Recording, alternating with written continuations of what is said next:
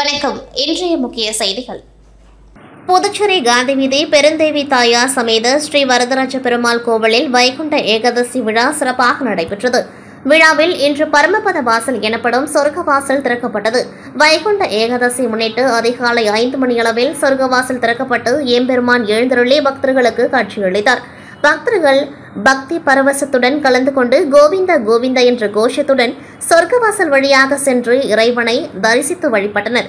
இதேபோல் புதுச்சேரியில் உள்ள முத்திரையர்பாளையம் கோவிந்தராஜ பெருமாள் திருக்கோவில், முத்தியால்பேட்டை ஸ்ரீ லட்சுமி ஹயகிரீவர் கோவில், முதலியார்பேட்டை வன்னிய பெருமாள் கோவில் உள்ளிட்ட பல்வேறு பெருமாள் கோவில்களில் சொர்க்கவாசல் திறப்பு நடைபெற்றது.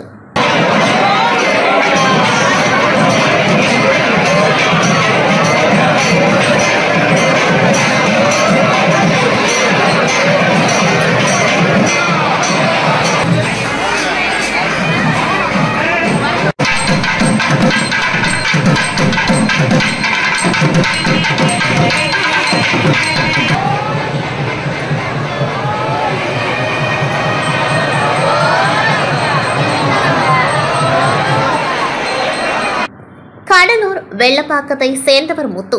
திருமணமாகி 1 வருடமான இவருக்கு விகிதா என்ற மனைவியும் 7 மாத ஆண் குழந்தையும் உள்ளது. சென்ட்ரிங் வேலை செய்யும் இவர் கடந்த 8ஆம் தேதி மாலை அவரது நண்பர் ராஜேந்திரன் மற்றும் சில நண்பர்களுடன் புதுச்சேரி எல்லைப் பகுதியான குருவினத்தம் சித்தேரியில் உள்ள தனியார் மதுபான கடையில் மது அருந்திக் கொண்டிருந்தனர். அப்பொழுது அவர்களுக்கும் அருகே அமர்ந்து மது அருந்திக் கொண்டிருந்த குருவினத்தம் பகுதியைச் சேர்ந்த சிலருக்கும் வாய் தகராறு ஏற்பட்டுள்ளது. இதில் ஆத்திரமடைந்த அந்த நபர்கள் தங்கள் கையில் வைத்திருந்த பீர் பாட்டில்களால் முத்து மற்றும் அவரது நண்பர்களை தாக்கியுள்ளனர். இதில் ராஜேந்திரன் மற்றும் 2 பேர் அங்கிருந்து தப்பி ஓடிய நிலையில் முத்து மட்டும் அந்த கும்பலிடம் சிக்கிக் கொண்டுள்ளார். இதில் அவரது தலையில் பீர் பாட்டிலாலும் அருகே இருந்த கல்லை தலையில் தூக்கி போட்டதில் இரத்த வெள்ளத்தில் மயங்கி விழுந்தார். இதனை கண்ட அந்த நபர்கள் அங்கிருந்து தப்பி ஓடிவிட்டனர். தொடர்ந்து அங்கிருந்தவர்கள் முத்துவை மீட்டு கடலூர் அரசு மருத்துவமனையில் சிகிச்சைக்காக அனுமதித்தனர்.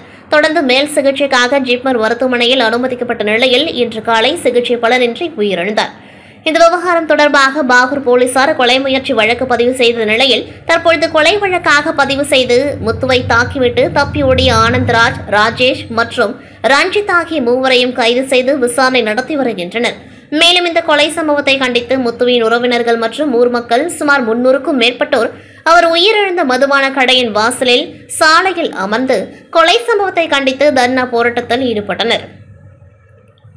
தொடர்ந்து சம்பவ இடத்திற்கு வந்த கடலூர் மாநகராட்சியில் துணை மேயர் தாமரை செல்வன் மறியலில் ஈடுபட்டவர்களுடன் பேச்சுவார்த்தை நடத்தினர். மேலும் கொலை செய்தவர்கள் மீது வன்கொடுமை தடுப்பு சட்டத்தின் கீழ் வழக்கு பதிவு செய்ய வேண்டும், மதுபான கடை மூட வேண்டும் என கோரிக்கை வைத்த நிலையில் நடவடிக்கை எடுக்கப்படும் என உறுதியளித்ததை அடுத்து சுமார் 2 மணி நேரத்திற்கு மேலாக நடைபெற்ற போராட்டத்தை கைவிட்டு கலைந்து சென்றனர்.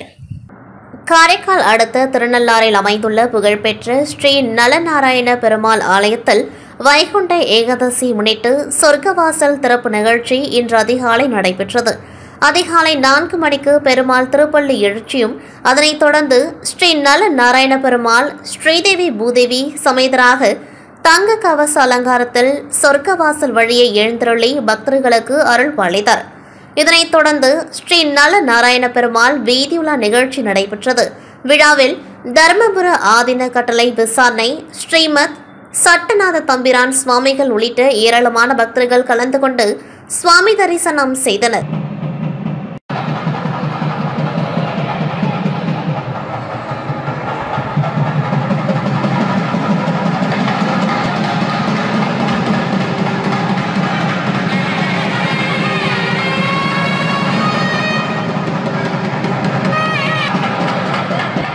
காரைக்கால் மாவட்ட வழக்கறிஞர் சங்கம் சார்பில் காரைக்கால் மாவட்ட நீதிமன்றத்தில் இன்று தமிழர் திருநாளாம் பொங்கல் விழா சிறப்பாக கொண்டாடப்பட்டது.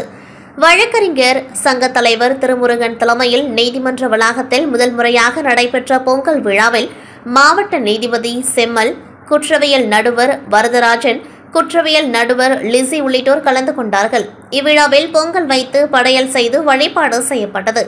தொடர்ந்து வழக்கறிஞர்களுக்கு பலூன் ஊதுதல், பலூன் உடைத்தல், உரியடித்தல், லெமன் ஸ்பூன் போன்ற விளையாட்டுப் போட்டிகள் நடத்தப்பட்டு பரிசுகள் வழங்கப்பட்டது.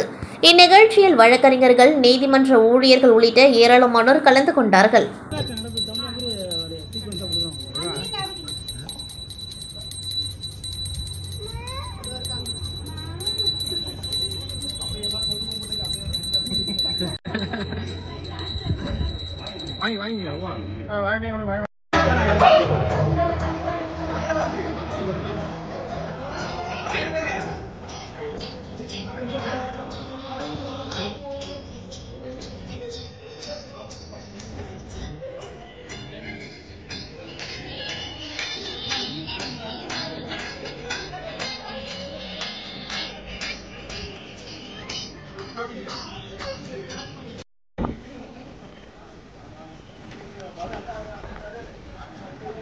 இரவு நம்முடைய இந்த அலங்காரம் செய்வதற்காக ஒத்துழைப்பு கொடுத்த ஒத்துழைப்பு இல்ல பெண்கள் வரதே அதிசயம். ஆனா நாங்க வருவோன்னு வந்து மேரி அவர்களையும் யாஸ்மின் அவர்களும் தரத்தில் நான் நன்றி தெரிவித்துக் கொள்கிறோம். திருமாலுக்குரிய திவ்ய தேசங்கள் 108. அவற்றில் நாம் பூமியில் காண முடியாதது 2. ஒன்று வைகுண்டம், மற்றது பரமபதம். விஷ்ணுவை எப்பொழுதும் பாடி பரவுகின்ற பக்தர்கள் பகவானின் தொண்டர்களாக வசிப்பது இந்த பரமபதத்தில்தான். அந்த பரமபதத்தில் பகவானுடன் உரையும் பெருமையும் பெறுவதற்கான வாயில்தான் பரமபத வாசல். மார்கழியில் வரும் வைகுண்ட ஏகாதசி அன்று உண்ணா நோன்பிருந்து பரமபத வாசல் தரிசனம் செய்தால் எல்லா பலன்களும் கிடைக்கும் என்பது ஐதீகம். அதன்படி புதுச்சேரி அடுத்த செட்டிப்பட்டு கிராமத்தில் உள்ள ஸ்ரீ வரதராஜ பெருமாள் ஆலயத்தில் பரமபத வாசல் திறப்பு நடைபெற்றது. இதில் 1000 செங்கரும்பு மற்றும் 1000 வாழை இலைகளால் தோரணங்களால் கோவில் முழுவதும் அலங்கரிக்கப்பட்டு பெருமாள் 1 கிலோமீட்டர் வீதி உலா வந்து பின்னர் சொர்க்கவாசல் திறப்பு நடைபெற்றது.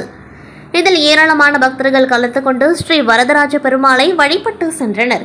இதனைத் தொடர்ந்து புதுச்சேரி அருகே உள்ள தமிழக பகுதியான கலிங்கமலையில் பிரசித்தி பெற்ற வைணவ திருத்தலமான ஸ்ரீ ரங்கநாத பெருமாள் கோவிலில் வைகுண்ட ஏகாதசி உற்சவம் கடந்த 1ஆம் தேதி பகல் 10 திருவிழாவாக தொடங்கியது. அன்றிலிருந்து ஒவ்வொரு நாளும் ஸ்ரீ ரங்கநாத பெருமாள் சுவாமி சிறப்பு அலங்காரத்தில் பக்தர்களுக்கு அருள்பாலித்தார். தொடர்ந்து இன்று அதிகாலை வைகுண்ட ஏகாதசியை ஒட்டி அதிகாலை 5:30 மணிக்கு சொர்க்கவாசலை திறந்தபோது ஏராளமான பக்தர்கள் கோபாலா கோவிந்தா என பக்தி கோஷம் முழங்க ஸ்ரீ ரங்கநாத பெருமாளை பரவசத்துடன் வழிபட்டு சென்றனர். இதில் திமுக எம்பி ஜெகத் ரட்சகன் உள்ளிட்ட ஏராளமான பொதுமக்கள் கலந்து கொண்டார்கள்.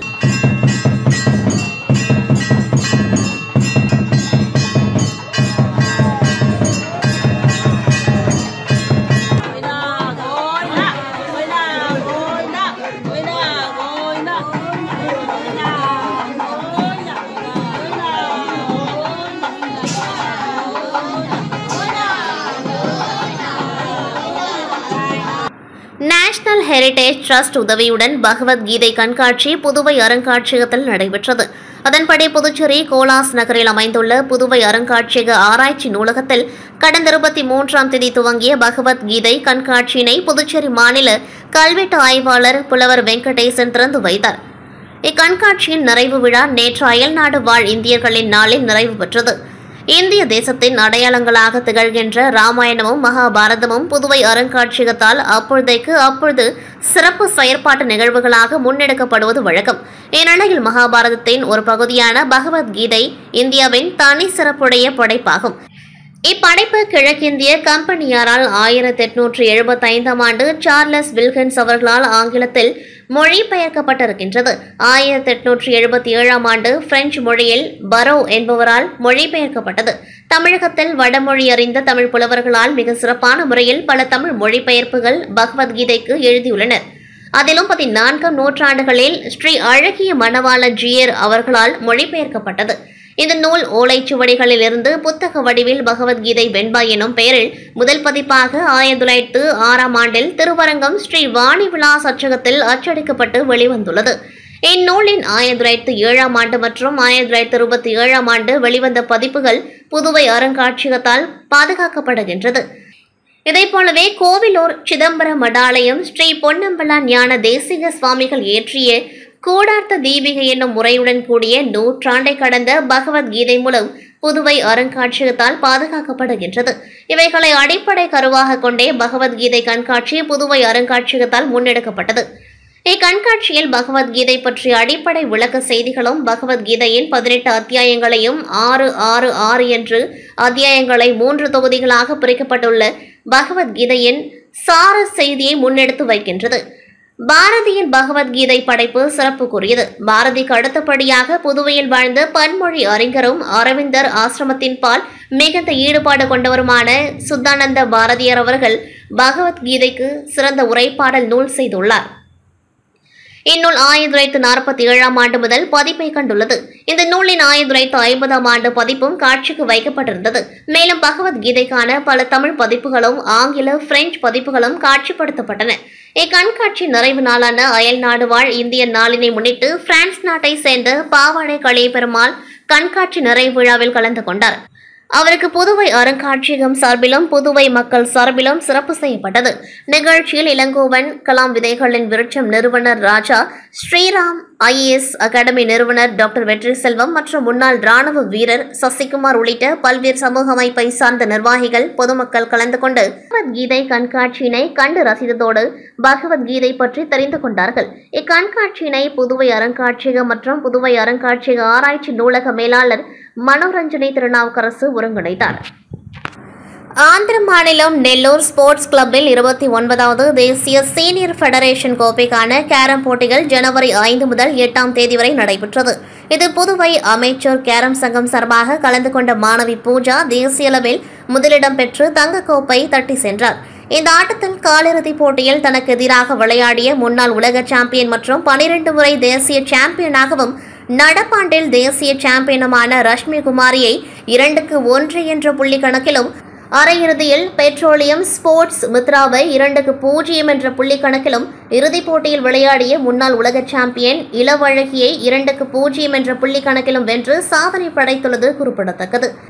இத்தகவலை பாண்டிச்சேரி அமைச்சர் கேரம் அசோசியேஷன் சங்க தலைவர் ஜெகஜோதி, சங்க ஞான இருதயராஜ், துணைத் தலைவர் பரஞ்சோதி, ஜோசப், இருதயராஜ், திருமூர்த்தி, முரளி, வேல்முருகன், சுதாகர் மற்றும் சங்க நிர்வாகிகள் தெரிவித்து மகிழ்ந்தனர். புதுச்சேரியில் பொங்கல் பண்டிகை முன்னிட்டு அரியங்குப்பம் தொகுதியில் அதிமுக பொருளாளர் ரவி பாண்டுரங்கன் ஏற்பாட்டில் தனது சொந்த செலவில் தொகுதி மக்களுக்கு கரும்பு மற்றும் பொங்கல் தொகுப்புகள் வழங்கும் நிகழ்வு நடைபெற்றது. தேங்காய்த்திட்டு பகுதியில் உள்ள மாரியம்மன் கோவிலில் சுவாமி தரிசனம் செய்துவிட்டு பின்னர் தொகுதி மக்களுக்கு கரும்பு, பொங்கல் தொகுப்புகள் வழங்கப்பட்டன. இதில் சிறப்பு விருந்தினராக அதிமுக மாநில செயலாளர் அன்பழகன் கலந்து கொண்டு அரியங்குப்பம் தொகுதி மக்களுக்கு பொங்கல் பண்டிகை முன்னிட்டு இலவச கரும்பு மற்றும் பச்சரிசி, வெல்லம், பச்சை பருப்பு, சர்க்கரை, முந்திரி, திராட்சை உள்ளிட்ட பொருட்கள் அடங்கிய பொங்கல் தொகுப்பு பை வழங்கி துவக்கி வைத்தார். அதனைத் தொடர்ந்து அதிமுக பொருளாளர் ரவி பாண்டுரங்கன் அரியங்குப்பம் தொகுதியில் உள்ள சுமார் 16,000 குடும்பங்களுக்கு வீடு வீடாக சென்று கரும்பு மற்றும் பொங்கல் தொகுப்பு பொருட்களை வழங்கி பொதுமக்களுக்கு வாழ்த்துக்களை தெரிவித்தார். உடன் அதிமுக நிர்வாகிகள், தொண்டர்கள் உடனிருந்தனர். தொடர்ந்து தொகுதி முழுவதும் அனைத்து வீடுகளுக்கும் கரும்பு மற்றும் பொங்கல் தொகுப்பு பொருட்கள் வழங்கப்பட்டு வருகின்றது. இதில் தொகுதி செயலாளர் ராஜா, அம்மா பேரவை இணை செயலாளர் ஜீவா மற்றும் வார்டு செயலாளர்கள் ரமேஷ், ஜெயக்குமார் ஆகியோர் கலந்து கொண்டார்கள். இத்துடன் செய்திகள் நிறைவடைகின்றது. நன்றி, வணக்கம்.